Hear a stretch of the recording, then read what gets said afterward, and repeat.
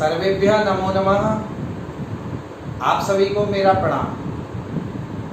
प्यारे बच्चों, मैं डॉक्टर संजय शर्मा, प्रधानाचार्य श्री केएचडी इंटर कॉलेज महावन मथुरा, माध्यमिक संस्कृत शिक्षा परिषद द्वारा आयोजित ऑनलाइन कक्षाओं के अंतर्गत आज हम इस कक्षा में पूर्व मध्यमा प्रथम खंड के अंतर्गत प्रथम प्रश्न पत्र जो कि अनिवार्य संस्कृत है, उस प्रथम प्रश्न पत्र में रघुवंश महाकाव्य के द्वितीय सर्ग के श्लोक संख्या 1 से लेकर 20 श्लोक तक का यहाँ अध्ययन करेंगे। बच्चों, इस कोरोना काल में जहाँ सभी विभाग ऑनलाइन पढ़ाई करा रहे हैं, सभी ऑनलाइन चल रहे हैं, तो इसी को दृष्टिगत रखते हुए माध्यमिक शिक्षा परिषद उत्तर प्रदेश ने भी अपने संस्कृत के छात्रों को पढ़ाने के लिए ऑनलाइन व्यवस्था की है।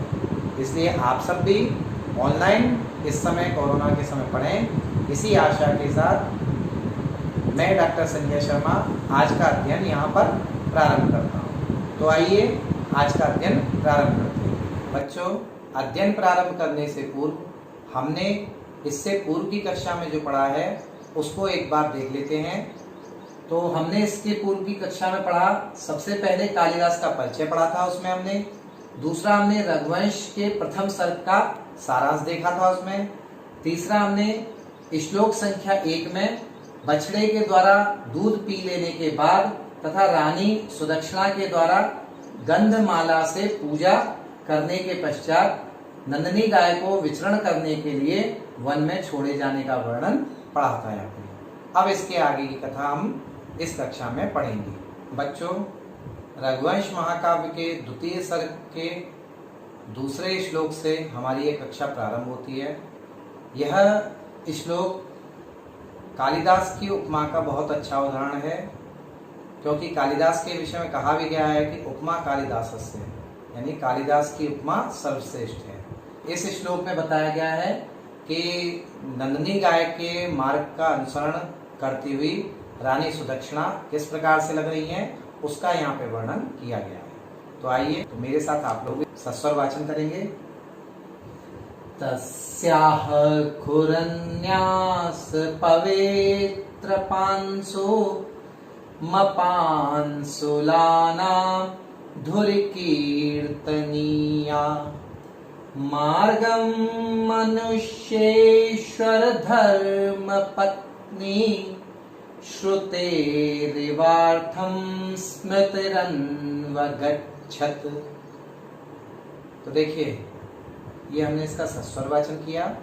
अब इसका अन्वय देखेंगे। अपांसुलानाम धुरि कीर्तनीया मनुष्येश्वर धर्म पत्नी तस्याह खुरन्यास पवित्र पांसुम मार्गम स्मृति श्रुते अर्थम एव अन्वगच्छत्। तो देखिए, अब अन्वय से इसका अर्थ करेंगे। अपांसुलानाम, अपांसुलानाम का अर्थ यहाँ पे पवित्र व्रता जो स्त्रियां हैं उनमें धुरी कीर्तनीया, माने जिसकी गणना सर्वप्रथम होती है। यहाँ पे पवित्र व्रता स्त्रियों की में गणना किसकी होती है? यहाँ पर रानी सुदक्षिणा के विषय में कहा गया है। वह कौन है पवित्र व्रता स्त्रियों में जिसकी गणना सर्वप्रथम होती है? मनुष्येश्वर धर्म पत्नी। मनुष्येश्वर धर्म पत्नी कौन है यहाँ पे?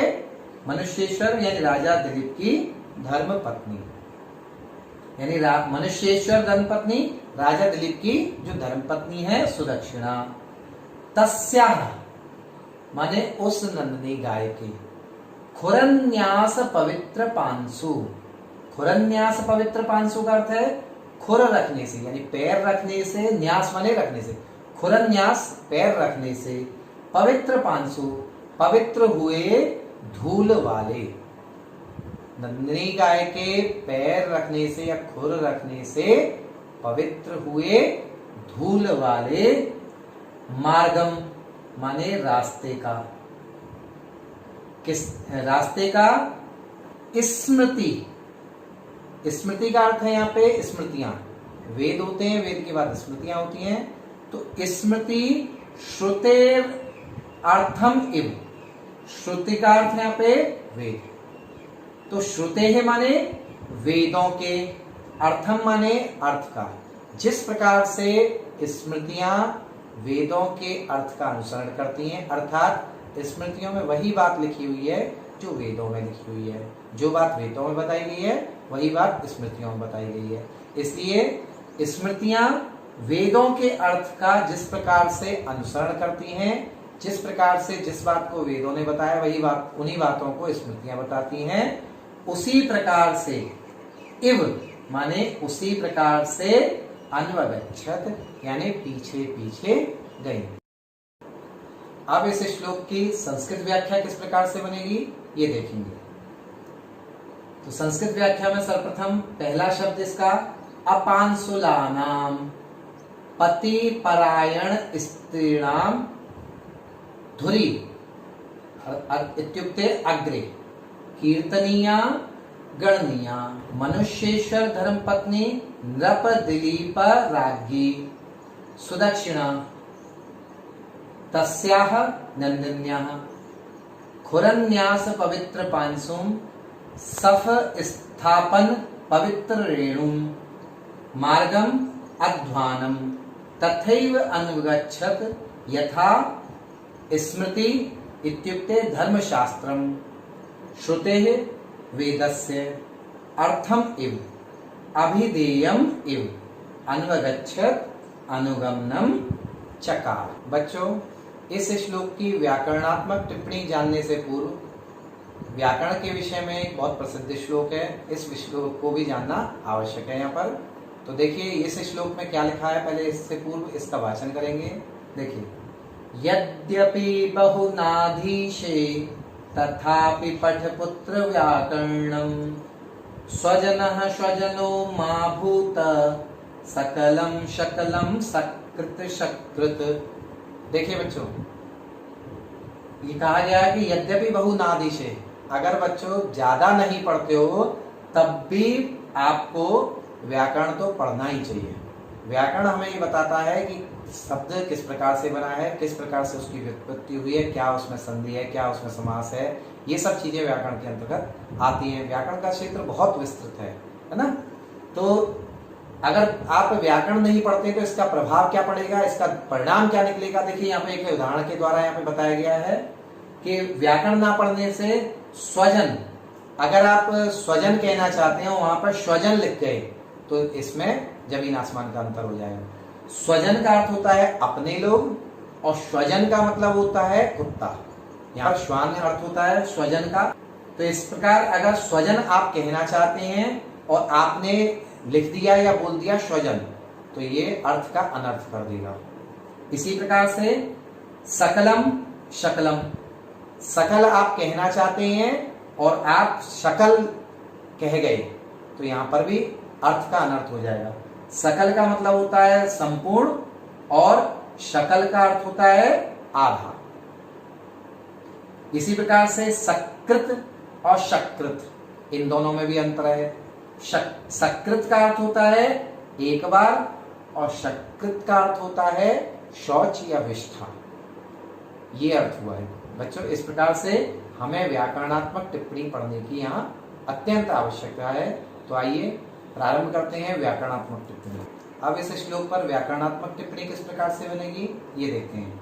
तो सबसे पहला शब्द है अपांसुलाना, पांसवः संतयासाम इति पांसुलाः, न पांसुलाः अपांसुलाः, न तत्पुरुष समास बनेगा। और तस्मात्, तस्मात् अपांसुलानाम, न्य पांसु लच टाप षष्ठी बहुवचन में ये अपांसुलानाम शब्द बनता है। कीर्तनीया शब्द कैसे बनता है, कृति धातु अनियर प्रत्यय टाप प्रत्यय प्रथमा एक वचन में कीर्तनीया शब्द बनता है। मनुष्येश्वर धर्मपत्नी किस प्रकार से बनेगा, मनुष्याणाम ईश्वरः, सबसे पहले षष्ठी तत्पुरुष समास बनेगा इसमें। धर्मस्य प्रयोजनार्थम, पत्नी धर्मपत्नी, ये षष्ठी तत्पुरुष समास बना है इसमें। फिर मनुष्येश्वर धर्म पत्नी, फिर से यहाँ पर षष्ठी तत्पुरुष समास बनकर ये मनुष्येश्वर धर्म पत्नी शब्द बनेगा। अगला शब्द देखिए, खुरन्यास पवित्र पांसुम, खुराणाम न्यासः, षष्ठी तत्पुरुष समास बनेगा। फिर खुरन्यासई पवित्राः पांसवो यस्य सह, ये बहुब्रीहि समास यहाँ पर बनकर खुरन्यास पवित्र पांसुः तम, इस प्रकार से खुरन्यास पवित्र पांसु शब्द बनेगा।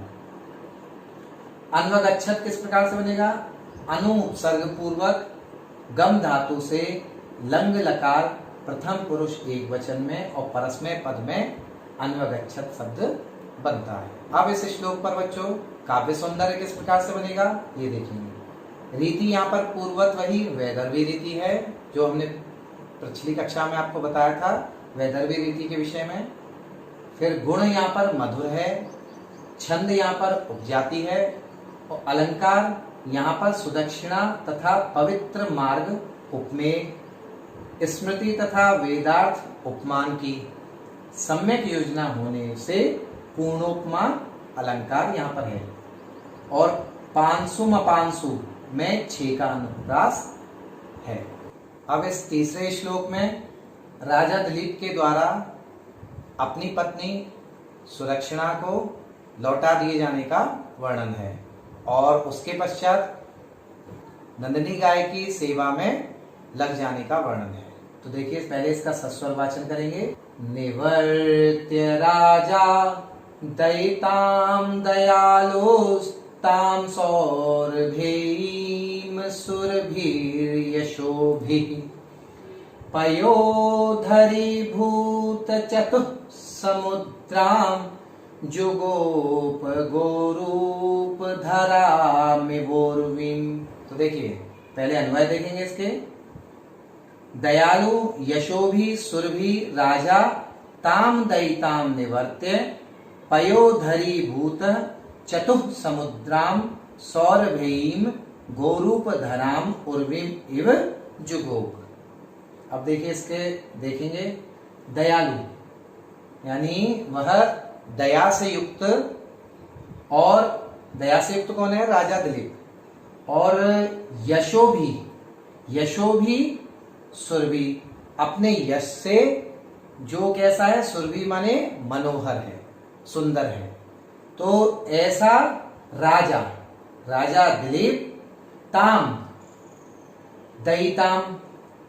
दयिताम अपनी उस दयिताम माने पत्नी, कौन पत्नी उसकी, रानी सुदक्षिणा, पत्नी को निवर्त्य माने लौटा कर, और पयोधरी भूत चतुः समुद्राम माने देखिए यहाँ पर कल्पना की है कवि ने कि नंदिनी गाय के जो 4 थन हैं वो 4 थन मानो 4 समुद्र हैं, पृथ्वी के 4 समुद्र हैं मानो।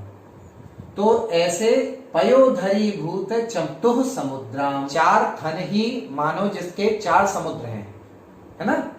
तो ऐसे गोरूप धराम इव उर्विम जुगो माने गाय रूप धारण करने वाली पृथ्वी के समान, माने पृथ्वी ने क्या किया है, यहाँ पे पृथ्वी ने गाय रूप धारण कर लिया है, ये कवि का कहने का यहाँ पे तात्पर्य है। तो गाय रूप धारण करने वाली उर्विम माने पृथ्वी के समान, जुगोप माने उसकी रक्षा। अब इस श्लोक की संस्कृत व्याख्या देखेंगे।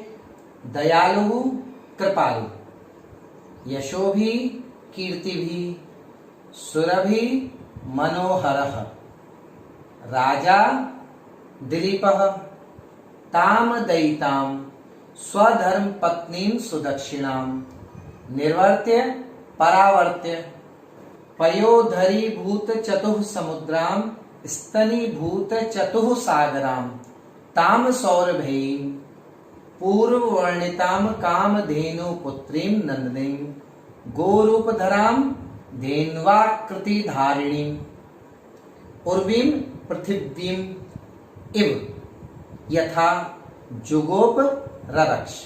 अब इस श्लोक पर व्याकरणात्मक टिप्पणी किस प्रकार से बनेगी वो देखते हैं।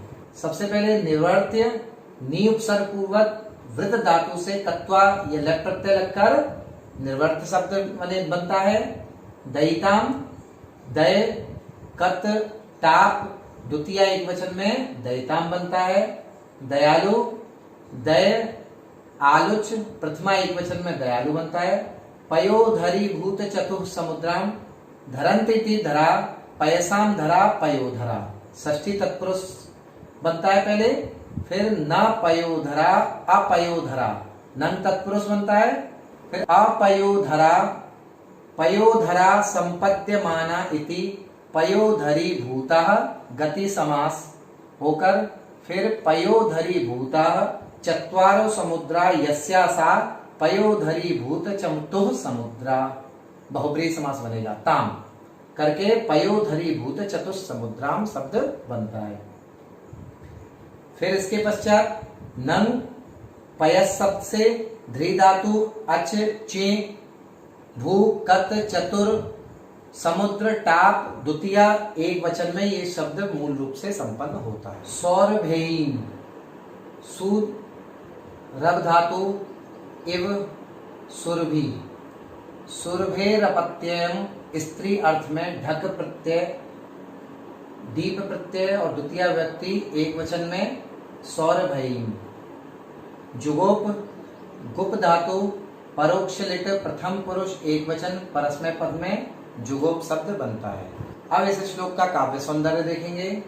रीति वैदर्भी रीति है, यहाँ पर गुण मधुर है, छंद यहाँ पर उपजाति है, अलंकार यहाँ पर नंदिनी की समानता पृथ्वी से दिखाने से पूर्णोपमा अलंकार है, और सौरभेयीन स्वरभी में छे का अनुप्रास है, क्योंकि देखिए सवर्ण और सवर्ण, रवर्ण और रवर्ण और भवर्ण और भवर्ण इन वर्णों की यहाँ पर आवृत्ति हो रही है, इसलिए छे का अनुप्रास यहाँ पर है। अब इस चौथे श्लोक में यहाँ पर राजा दिलीप के द्वारा अपनी रानी सुदक्षिणा को लौटा देने के पश्चात यहाँ पर अन्य जो सेवक गण हैं उन सेवक गणों को भी लौटा देने का वर्णन किया गया है। तो आइए मेरे साथ सस्वर वाचन करेंगे। व्रतायते नानुचरेण धेनुर् न्यषेधिशेषोऽप्यनुयायी वर्गः न चान्यत् तस्य शरीर रक्षा स्ववीर्यगुप्ता हि मनो प्रसूतिः। यहाँ पर ये अंतिम पंक्ति सूक्ति है, पहले अन्वय देखते हैं इसका। व्रताय धेनो अरणेन तेन शेषः अपि अनुयायी वर्गः न्यषेधि तस्य शरीर रक्षा अन्यतः नहीं मनो प्रसूति स्ववीर्य गुप्ता भवति। अब देखिए इसका अर्थ देखेंगे। व्रताय, व्रताय का अर्थ है व्रत के लिए। यहाँ राजा दिलीप ने व्रत धारण किया है, एक संकल्प लिया है उसने। व्रत क्या है यहाँ पर? उसका पुत्र के निमित्त नंदिनी गाय की सेवा करने का उसने व्रत लिया है। तो व्रताय धेनो, व्रत के लिए, धेनो अनुचरेण नंदिनी गाय के सेवक, तेन उस राजा दिलीप के द्वारा, शेषो अप्य, यहाँ पर यण संधि है, अनुयायी वर्ग, शेषो अपि अनुयायी वर्ग, शेष जो अनुयायी वर्ग था, सेवक वर्ग था, उस सेवक वर्ग को भी उसने क्या किया था? न्यषेधि माने लौटा दिया है। क्योंकि तस्य शरीर रक्षा अन्यत न, माने उसके शरीर की रक्षा किसी दूसरे से नहीं की जा सकती। क्यों? क्योंकि मनो प्रसूति, वैवस्वत मनु की जो संतान है, हम सब वैवस्वत मनु की संतान है कहा जाता है। तो मनो माने वैवस्वत मनु की, प्रसूति माने संतान जो होती हैं, स्ववीर्य गुप्ता, अपने स्ववीर्य का मतलब है अपने पराक्रम से ही, गुप्ता माने रक्षित होती हैं, माने उनकी रक्षा उनका पराक्रम ही किया करता है। अब इस श्लोक की संस्कृत व्याख्या देखते हैं। संस्कृत व्याख्या किस प्रकार से बनेगी? व्रताय गो रक्षण नियमाय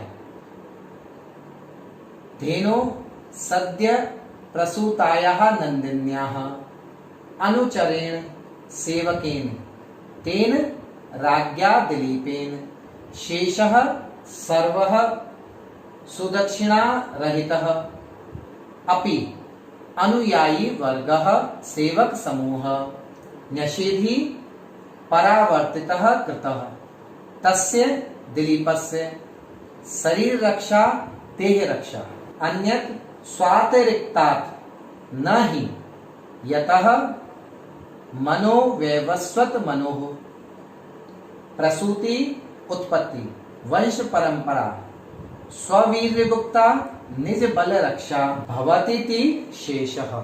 अब इस श्लोक पर व्याकरणात्मक टिप्पणी किस प्रकार से बनेगी देखिए। अनुचरेण अनुचरति अनुचरः अनु उपसर्ग पूर्वक चर धातु से ट प्रत्यय लगकर तृतीय एक वचन में अनुचरण बनता है।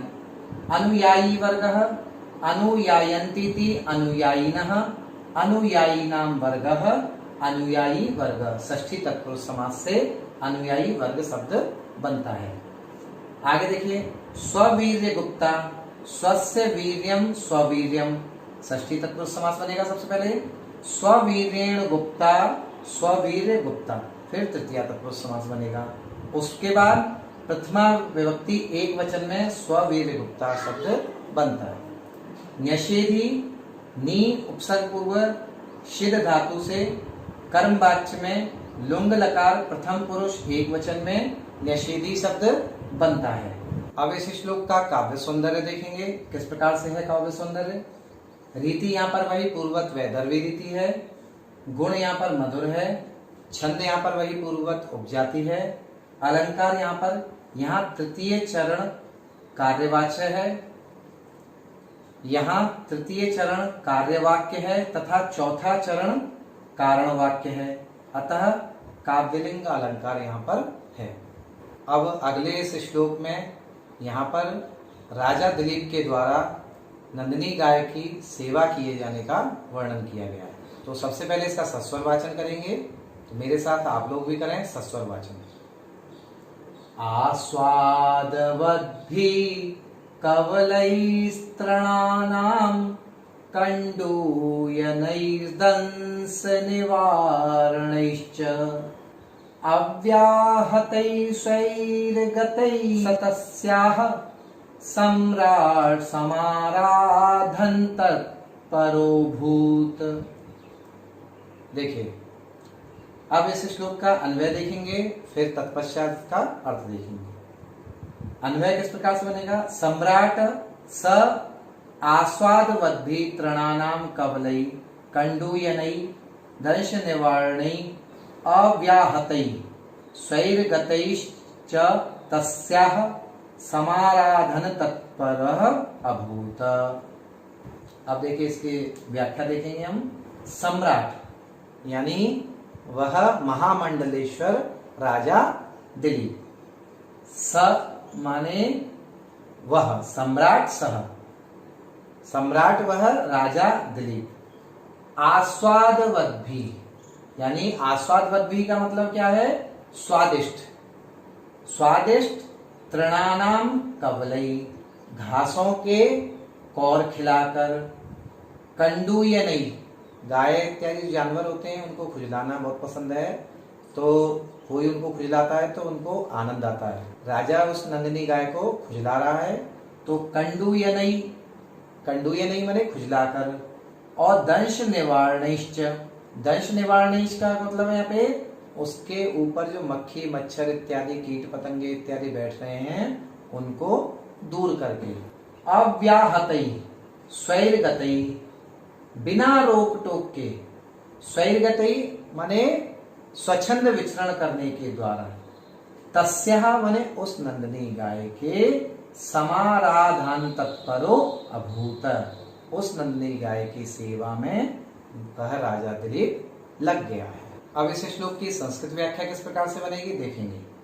सम्राट राजराजः मंडलेश्वर सह दिलीपः स्वपराक्रम रक्षितः दिलीपः आस्वादवद्भि स्वादयुक्तै तृणानां घासानां कवलैः ग्रासैः कंडूयनैः गात्रखर्जनैः दंशानां कीट मशक आदीनां वनमक्षिकाणां निवारणै अपसारणै अव्याहतै व्यवधान रहितै स्वैर्गतै मनोअनुकूल भ्रमणै च तस्याः नंदिन्याः समाराधन तत्परः अर्थात शुश्रूषा परायणः अभूत अभवत्। अब इसकी व्याकरणात्मक टिप्पणी देखते हैं। व्याकरणात्मक टिप्पणी किस प्रकार से बनेगी इस श्लोक पर, देखिए। सम्राट सम उपसर्ग पूर्वक राज धातु से क्विप प्रत्यय लगकर प्रथमा विभक्ति एक वचन में सम्राट शब्द बनता है। आस्वादवद्भी आ उपसर्ग पूर्वक स्वद धातु से घ्या प्रत्यय वतु प्रत्यय और तृतीय बहुवचन में आस्वादवद्भी बनता है। कंडूयनई कंडूयन यक ल्युट तृतीय बहुवचन में कंडूयन ही बनता है। दंश निवारणी दंशानाम निवारणम दंश निवारणम षष्ठी तत्पुरुष समास बनेगा सबसे पहले तई, तो दंश निवारणी। अव्याहतई नंग वी आ हन धातु कत प्रत्यय तृतीय बहुवचन में अव्याहतई शब्द बनेगा। समाराधन तत्परः समाराध्यते अनेनिति समाराधनम तदैव परम यस्य सह तत्परः समाराधने तत्परः समाराधन तत्पर सप्तमी तत्पुरुष समास से ये समाराधन तत्परः शब्द बनता है। इस श्लोक का काव्य सौंदर्य इस प्रकार है। यहाँ पर रीति वही पूर्वक वैदर्भी रीति है, गुण यहाँ पर मधुर है और छंद यहाँ पर उपजाति है। ये यहाँ पर इसका काव्य सौंदर्य है। बच्चों, अब हमने जो आज पढ़ा है उस पढ़े हुए का मूल्यांकन करेंगे। तो मूल्यांकन के रूप में हम ईमानदारी के साथ कुछ प्रश्नों का उत्तर देंगे। तो हम स्वयं देख लेंगे कि हमने जो पढ़ा है वो वास्तव में हमने पढ़ा है अथवा नहीं। तो इसके लिए गृह कार्य के रूप में मैं यहाँ पर कुछ वैकल्पिक प्रश्न आपको दे रहा हूँ। इन वैकल्पिक प्रश्नों के उत्तर आप स्वयं पूरी ईमानदारी के साथ देंगे, तो जिससे आपको अनुभव हो जाएगा कि आज आपने जो पढ़ा है वो पूरा आपने आत्मसात किया है अथवा नहीं। तो देखिए, पहला प्रश्न यहाँ पे, राजा सौरभेयीन कथम इव जुगोप, अर्थात राजा ने उस नंदिनी गाय की, सुरभि की पुत्री नंदिनी गाय की किस प्रकार से रक्षा की। तो यहाँ पर चार विकल्प हैं, गजम, उर्वीम, नदीम, फलम। इनमें से जो सही विकल्प हो उस सही विकल्प को आप लिखेंगे। दूसरा प्रश्न है, स्ववीर्य गुप्ताम ही कस्य प्रसूति, यानी अपने आप किसकी रक्षा होती है, किसकी संतान अपने पराक्रम से ही रक्षित होती है। तो यहाँ पर चार विकल्प हैं, धेनो, मनो, गुरोह, साधो। इन चार विकल्पों में से जो सही हो उस विकल्प को आप लिखेंगे। तीसरा प्रश्न देखेंगे, आस्वादवद्भि केशाम कवलई, स्वादिष्ट किनके कौर थे, तृणानाम, पुष्पानाम, वृक्षाणाम, फलानाम। यहाँ पे प्रकरण के अनुसार जो सही उत्तर है उस सही उत्तर को आप लिखेंगे। फिर चौथा प्रश्न देखिए, तेन शेषो अपि कह न्यषेधि, अर्थात उस राजा दिलीप ने शेष किसको वापस लौटा दिया था। तो यहाँ पे बालक वर्ग, वृद्ध वर्ग, जन वर्ग अथवा अनुयायी वर्ग, इनमें से जो सही विकल्प हो उस सही विकल्प को आप लिखें। इसके साथ साथ बच्चों, गृह कार्य के रूप में मैं आपको कुछ श्लोक आगे के भी दे रहा हूं। आप इसके आगे के कम से कम 4 या 5 श्लोकों को आप स्वयं अध्ययन करेंगे, स्वाध्याय करेंगे उनका, और स्वाध्याय करने के पश्चात जब हम पुनः मिलेंगे इस कक्षा में तो आपको वह श्लोक और अच्छी तरह समझ आएंगे। पहले आप स्वयं उनको अध्ययन करें, स्वयं थोड़ा समझने का प्रयास करें। जब आपको समझ आ जाएगा थोड़ा बहुत, और जब आप कक्षा में आएंगे पुनः तो आपको बहुत अच्छी तरह समझ आएगा। इसलिए थोड़ा प्रयास आप करिए, थोड़ा प्रयास हम करते हैं तो निश्चित रूप से लक्ष्य प्राप्ति आपको हो।